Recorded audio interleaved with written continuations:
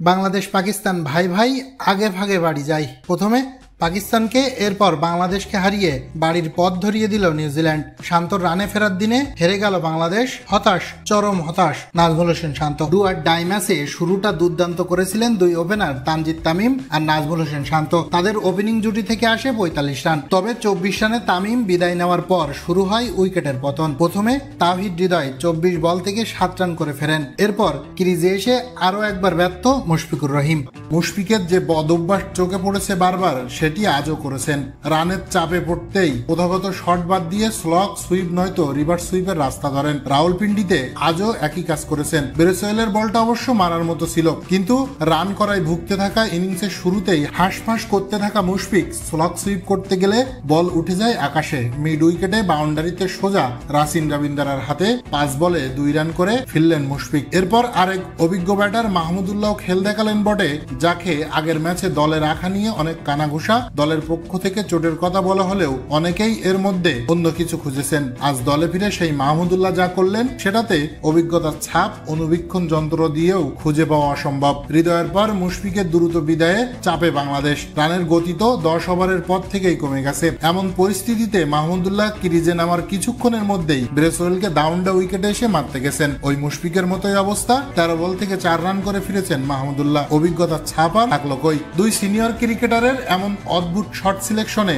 দলকে বিপদে ফেলার মুহূর্তে বাংলাদেশের একটাই স্বস্তি, শান্তর দায়িত্বশীল ব্যাটিং এ কিছুটা চাপ সামলে নেয় বাংলাদেশ। শান্তকে দারুণ সঙ্গ দেন জাকের আলী। এরপর ৭৭ রানে শান্ত বিদায় নিলে তখনও এক পাশ আগলে রাখেন জাকের। মাঝে রিশাদ ধুমধারাক্কা খেলে বিদায় নিলেও দেখে শুনে খেলতে থাকে জাকের। তবে আউট হয়েছেন ৫০ না করার আক্ষেপ নিয়ে। স্ট্রাইক নেওয়ার তাড়াহুড়ায় ৪৫ রানে ফিরেছেন রান আউট হয়ে। ফলে নির্ধারিত ওভার শেষে বাংলাদেশের সংগ্রহ দাঁড়ায় ২৩৭ রান। ২৩৭ রানের লক্ষ্যে নেমে ইনিংসের শুরুতেই চাপে পড়ে নিউজিল্যান্ড। প্রথম ওভারেই তাসকিন আহমেদের দুর্দান্ত বোলিং এ বোল্ড হয়ে ফিরেছেন ওপেনার উইল ইয়াং। ইনিংসের প্রথম ৫ বলে কোনো রান নিতে না পারা ইয়াং ওভারের শেষ বলে তাসকিনের গুড লেন্থের করা ইনসুইং ডেলিভারিতে ডিফেন্স করতে গিয়ে বোল্ড হয়ে যান। প্রথম ওভারেই কোনো রান যোগ না করেই উইকেট হারায় নিউজিল্যান্ড। এরপর ক্রিজে নেমে ইনিংসের দ্বিতীয় ওভারেই নাহিদ রানার প্রথম বলে খানিকটা চাপে পড়েন কেন উইলিয়ামসন। ১৪০ কিলোমিটার ঘন্টায় বল করা নাহিদের গতির কাছে নিজের প্রথম খেলা বলেই ফিরতে পারতেন উইলিয়ামসন। তবে অফসাইডে এজ হয়ে দ্বিতীয় স্লিপ না থাকায় বল বাউন্ডারিতে চলে যায়।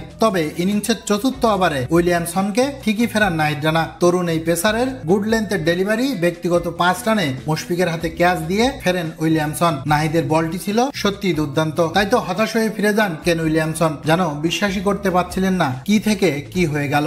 সেখান থেকে দারুণ এক জুটি গড়েন ডেভিড কনওয়ে আর রাচিন রবিন্দ্রা। শুরুতে চাপে পড়া নিউজিল্যান্ড এই দুই ব্যাটারের জুটিতে দারুণভাবে ঘুরে দাঁড়ায়। তবে এরপর বিপজ্জনক হয়ে ওঠা ওই জুটি ভাঙেন মুস্তাফিজ। কনওয়ে ৩০ রানে আউট হলেও ৫০ তুলে নেন রাচিন রবিন্দ্রা। এরপর টম লাথামকে নিয়ে গড়েন আরো এক দুর্দান্ত পার্টনারশিপ। সেই সাথে তুলে নেন দারুণ এক সেঞ্চুরি। আর তাতেই ম্যাচ থেকে ছিটকে যায় বাংলাদেশ। তখন নিশ্চিন্তে ডিনারে কি মেনু তাই যেন খুঁজছেন কিউই অধিনায়ক শার্টনার। শেষ পর্যন্ত হেসে খেলে ম্যাচ জিতে নেয় নিউজিল্যান্ড। এই জয়ে সেমিফাইনাল তাদের নিশ্চিত। আর টানা ২ ম্যাচের বাড়ির পথে বাংলাদেশ। বাংলাদেশ পাকিস্তান ভাই ভাই একসাথে বাড়ি যায়।